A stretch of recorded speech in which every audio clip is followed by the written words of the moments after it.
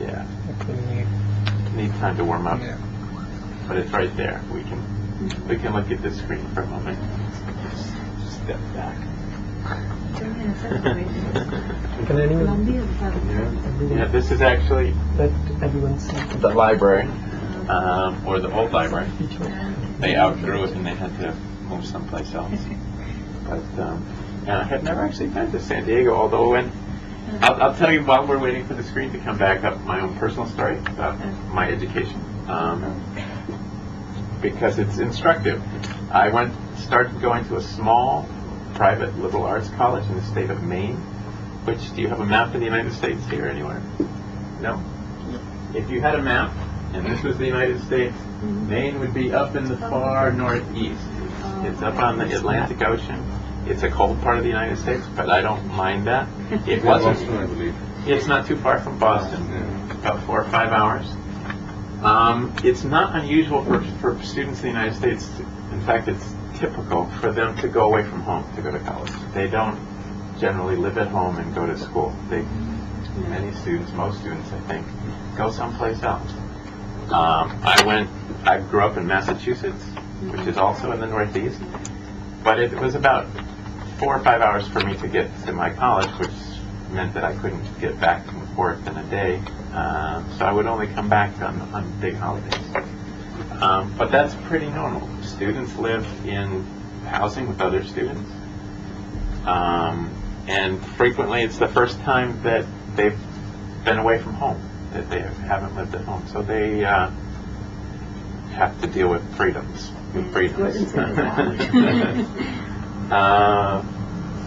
But there, finding the right institution. This is the fun part. So, you have to know something about yourself in order to make the right decisions. And this is actually the hardest part. Picking an institution is pretty easy. I want to go someplace where they've got nice old buildings, or where they've got beaches, or mountains I can go climbing. That's fun, but figuring out what you really want to do is the hard part.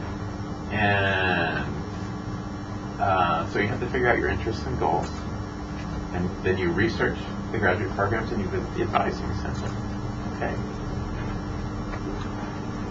Walk through this. Selecting an institution. You have to compare the institution. So it means you start by knowing a little bit about the geography of the United States. And the geography, it makes sense. The north is cold, the south is warm. You've heard of places like California, probably. So you know something about that lifestyle. So you have to think about where you're going, whether it's urban or rural. Some people want to go to university in a city. Some people don't want to be in the city. They want to be in the countryside. They want more quiet when they study. They don't want so many distractions. So that's a decision you have to make. Location is a big part of it. In the United States, we will make this decision based on how far we'll be away from home. You're going to be far no matter where you're going. You will be far from home. So that part is the same. So then you can decide if you really can't live in a cold place, or if you really can't live in a desert. That will affect your decision. So climate and location. Housing. So I said most undergraduates, most people getting their first 4-year bachelor's degree will live on campus, will live in student housing at least for the first couple of years. In some cases, later, students move into apartments. Student apartments, and they share apartments with each other because you can keep your costs down that way. The student housing generally has a fixed price. It's cheap. But by living with other people in apartments off campus, you can sometimes lower that cost. The campus setting, you probably will not get the opportunity to visit your campuses in the United States before you pick one, which is unfortunate, but it would be really expensive to do that. But you can certainly look at a lot of pictures to get a sense of what it's like to live there. As I say, the main difference is between urban and rural, and probably north and south. So those would be the two big factors. The cost of living. Some places are more expensive than others. You're going to be a student, you're going to be poor anyway. There's no getting around it. Students are poor by definition. And so even if the cost of living is high, you'll survive as a student. there's no place in the United States that's more expensive than New York City. That's our most expensive place. That's where I went to college. I was a poor student. To pay for my housing, to give you an example, I walked somebody's dogs. That was my job. And so I lived in this small servants' quarters apartment, and 3 times a day I had to walk these dogs, 7 days a week, 3 times a day, but I had free housing. So even in expensive places, my point is that even in expensive places, there are solutions to the cost of living issue. And then international student services. Some colleges and universities have more international students than others, and they have more services for them. Columbia University's, I don't know what the percentage is, but it's probably more than 20%. Twice the average of international students, a high concentration. And that's going to be true of the bigger universities. They get, particularly the graduate schools, you'll get a lot of international students. Maybe you don't want to be with other international students. Maybe you just want to be with Americans. It's up to you. Determine your eligibility.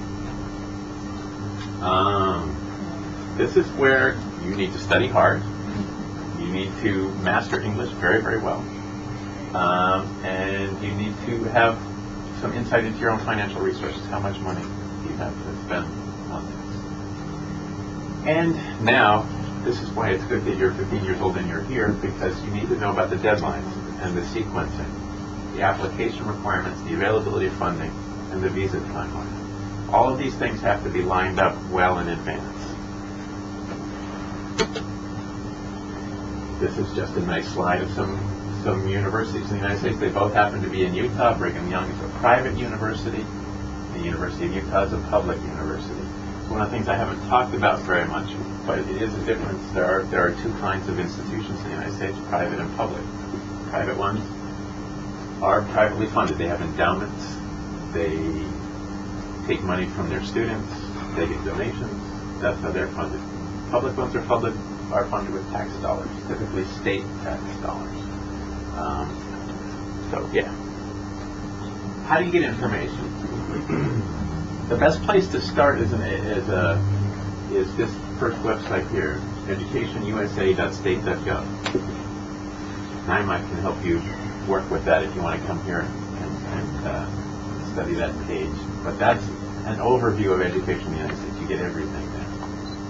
It's run by the State Department, so it has no bias. It's not trying to sell you on a particular institution. It's trying to give you a fair and balanced picture of what education looks like.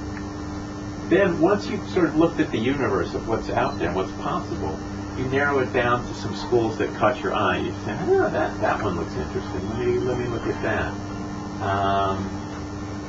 And then you start, once you've picked a few schools to explore, what do you look at? You look at the graduate schools there. You'll be looking at undergraduate schools mostly, because that's what age group you're in. You look at the departments, the faculties. If you're going to study English literature,